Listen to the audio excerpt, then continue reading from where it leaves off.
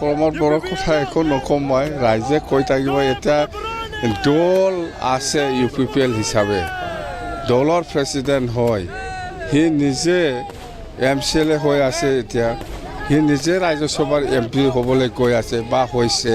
সি বেলেগক দিব পাৰিলে হয় কিয় দিয়া নাই এইবিলাক লিডাৰ হয় নেকি তাতে কিন্তু বিজেপিৰ কোনো সদস্যই মানে বিধায়কে চিগনেচাৰ মাৰা নাই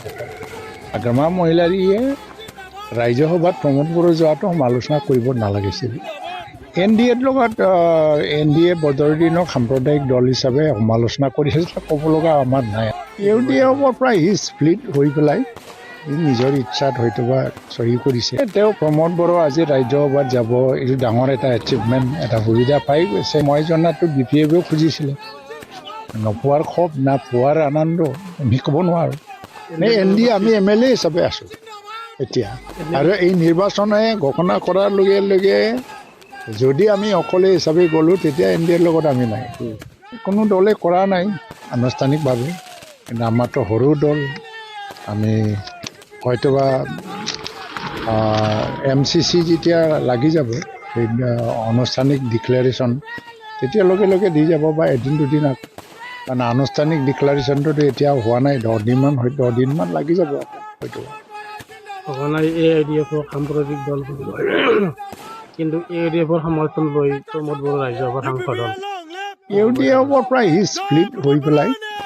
নিজৰ ইচ্ছাত হয়তো বা চহী কৰিছে সি স্প্লিট হৈছে বহুত দিন আগৰ পৰাই UDFৰ পৰা বাহিৰত আছে কিন্তু আনুষ্ঠানিকভাৱে UDF ত্যাগ কৰা নাছিল এইবাৰ তেওঁকতো UDFে নিলম্বন কৰিলে AGPত জইন কৰিছে AGPটো এতিয়া NDAৰ এলায়েন্স পাৰ্টনাৰ তেতিয়ালৈকে জইন কৰা নেকি কৰিব বুলি কৈ আছে নাই এতিয়া এইটো ৰাজ্যসভাত যোৱা সেও এজন বিধায়ক হিচাপে এজন বিধায়কে কাক সমৰ্থন কৰে নকৰে এইটো তাৰ ডিছক্ৰিপশ্যন হয় ইয়াত হুইপ জাৰিও নচলে কিন্তু আপোনালোকে NDAৰ লগত আছে NDAটো সঘনে সমালোচনা কৰে যে বদৰুদ্দিন সাম্প্ৰদায়িক দল তাৰপিছতো সমৰ্থন লোৱা হৈছে NDAৰ লগত NDA বদৰুদ্দিনক সাম্প্ৰদায়িক দল হিচাপে সমালোচনা কৰিছে ক'ব লগা আমাৰ নাই আমি UPPL হিচাপে কথাটো ক'ম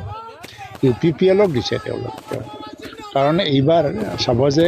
প্ৰমোদ বড়ো ৰাজ্যসভাত যে গ'ল তাতে কিন্তু বিজেপিৰ কোনো সদস্যই মানে বিধায়কে চিগনেচাৰ মাৰা নাই মই জানো তো আমাৰ UPPL হিচাপে আমি কৰিছোঁ আৰু কেইজনমান বাকীবিলাকে কৰিলে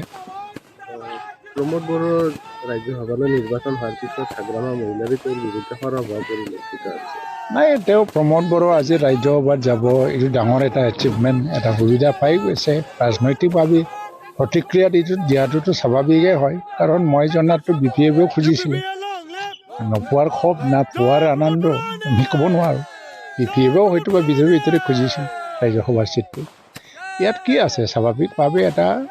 ৰাজনৈতিক সমালোচনা এইটো হ'ব কিন্তু আগ্ৰমা মহিলাৰীয়ে ৰাজ্যসভাত প্ৰমোদ বড়ো যোৱাটো সমালোচনা কৰিব নালাগিছিল কাৰণ এই সময়ত তেওঁলোকে যিহেতু কোনো কেণ্ডিডেট দিয়া নাই প্ৰমোদ বড়ো ডাঙৰীয়া আজি ৰাজ্যসভালৈ যাব আমি তেওঁৰ নিৰ্বাচনতো আপত্তি কৰা নাই আৰু আমি বিচাৰিম যে BPF আৰু UPPL দলৰো মিত্ৰতা এটা হৈ যাওক সেইকাৰণে বিজেপিয়ে মিনিমাম সিট লৈছে BTCত যাতে তেওঁলোকে মিত্ৰতা কৰিব খুজিলে কৰিব পাৰে ছোৱালীয়ে চাকৰি পালে নিকাভাৱে সেই সকলক তেখেতসকলে আঙুলি দেখাই আছে কিন্তু 1200 টিচাৰৰ পোষ্ট ভেকেণ্ট হৈ আছে যিটো আমাৰ চৰকাৰ থাকিলে আমি 10 দিনত এপইণ্টমেণ্ট দিলোঁ হয় প্ৰমোদ বড়োৰ কথা একো নকওঁ মই ৰাইজে কৈ থাকিব এতিয়া দল আছে UPPL হিচাপে দলৰ প্ৰেচিডেণ্ট হয় সি নিজে MCLA হৈ আছে এতিয়া সি নিজে ৰাজ্যসভাৰ MP হ'বলৈ গৈ আছে বা হৈছে সি বেলেগক দিব পাৰিলে হয় কিয় দিয়া নাই এইবিলাক লিডাৰ হয় নেকি